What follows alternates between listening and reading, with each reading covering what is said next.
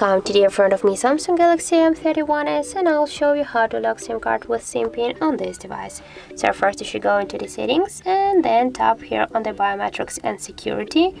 Here you should click to the other security settings and tap to set up SIM card lock.